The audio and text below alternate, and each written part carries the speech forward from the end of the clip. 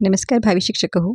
आज आपण टेट प्रश्नपत्रिका 16 सोडवणार आहोत, जी 17 डिसेंबर 2017ला झाली होती. तर यातील मराठीचा प्रश्न दुसऱ्या क्रमांकाला आला होता. पहा काय प्रश्न होता. किती आंबट बोरे आहेत ही? या वाक्यातील विशेषण ओळखा. तर हे उद्गारवाचक वाक्य आलेलं आहे आणि याच्यातील आपल्याला विशेषण ओळखायचं आहे. तर यातील बोरे हे आहे नाम आणि नामाबद्दल विशेष माहिती सांगितलेली आहे आंबट या शब्दाने. त्यामुळे पर्याय क्रमांक बी हे योग्य उत्तर आहे. त्यानंतरचा प्रश्न पहा. चावट या शब्दाचा समानार्थी शब्द कोणता? सभ्य, भला, चवदार, वात्रट. तर पहा चावट याचा समानार्थी शब्द आहे पर्याय क्रमांक डी वात्रट. खालीलपैकी शुद्ध वाक्य कोणते? त्याचं बोलणं आपल्या काही कामाचं नसतं, त्याचं बोलणं आपल्या काही कामाचं नसत, त्याचं बोलणं आपल्या काही कामाचं नसतं. तर पहा इथं कसं होणार. त्याच बोलणं आपल्या काही कामाचं नसतं. ह्या ठिकाणी त्याचं बोलणं आपल्या काही कामाचं नसतं वर अनुस्वार नाही आहे. आता पर्याय क्रमांक सी मध्ये पहा. त्याचं बोलणं आपल्या काही कामाचं नसतं. तर या ठिकाणी पहा हे वाक्य शुद्ध आहे, कारण च वर टिंब आलेली आहे, न वर टिंब आलेली आहे, च वर टिंब आलेली आणि त वर पण टिंब आलेली आहे. म्हणजे इथं हे अनुस्वार येणे गरजेचे आहेत. म्हणून हे वाक्य कसं होणार. त्याचं बोलणं आपल्या काही कामाचं नसतं. पर्याय क्रमांक सी हे योग्य उत्तर आहे. पहा पर्याय वाचल्यानंतर काय व्हायलंय, आपल्याला सगळी वाक्य काय वाटतात, सेमच वाटतात. पण इथं काही लहान सहान चुका असतात, त्या आपण शोधल्या पाहिजे. नेक्स्ट पहा. खालीलपैकी नपुसकलिंगी शब्द कोणता? संघ, संघटन, संघटना, संघर्ष. तर पहा तो संघ, ते संघटन, ती संघटना, तो संघर्ष.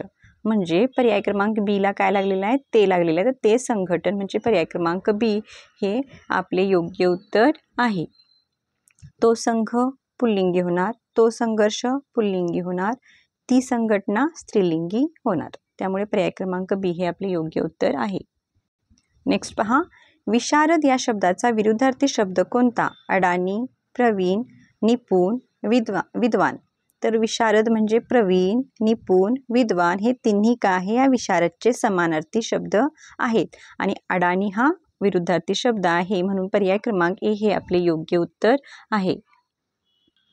पहा खूप विद्यार्थ्यांच्या मनात असे प्रश्न आहेत की 2017च्या आपण क्वेश्चन पेपर सोडवायच्या का नाही. तर मित्रांनो मी सांगेन की तुम्ही 2017च्या सर्व क्वेश्चन पेपर सोडवा, जेणेकरून तुम्हाला सराव होईल. प्रश्नसंख्या जास्त वाचल्याने तुमचं काय होईल, बुद्धिमत्ता वाढण्यास मदत होईल. वेगवेगळ्या ठिकाणी आपण जर डोकं चालवलं तर आपली बुद्धिमत्ता वाढत असते. तर तुम्ही काय करा की ह्या प्रश्नपत्रिका अभ्यासा, जेणेकरून तुम्हाला अधिकाधिक प्रश्नसंख्या मिळेल. जर तुम्हाला 2023च्या मिळाल्या तरी ते आपण सोडवा. पण IBBS आपल्या प्रश्नपत्रिका बाहेर देत नाही, त्यामुळे त्या प्रश्नपत्रिका माझ्याकडे तरी अवेलेबल नाही आहेत.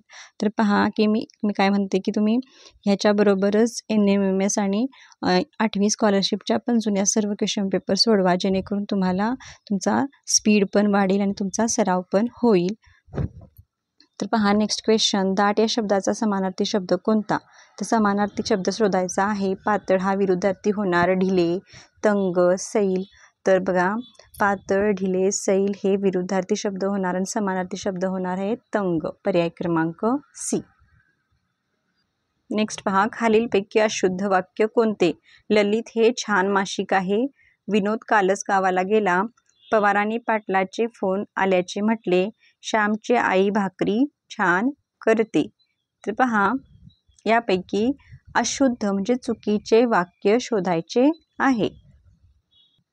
तर यापैकी सी मध्ये पहा. पवारांनी पाटलाचे फोन आल्याचे म्हटले. तर हे वाक्य अशुद्ध आहे. पवारांनी पाटलांचा फोन आल्याचे म्हटले असे तिथे हवे होते. त्यामुळे पर्याय क्रमांक सी हे याचे योग्य उत्तर आहे. नेक्स्ट क्वेश्चन पहा. खालीलपैकी शुद्ध शब्द कोणता? खडसाविने, खडसविने, खडसविने, खाडसविने. तर पहा खडसाविने इथं काना नंतर वला पहिली विलांटी बाण, खडसाविने हे ह्याचे योग्य उत्तर आहे. हा शुद्ध शब्द आहे. नेक्स्ट क्वेश्चन आहे पहा, छबकडा या शब्दाचा विरुद्धार्थी शब्द कोणता?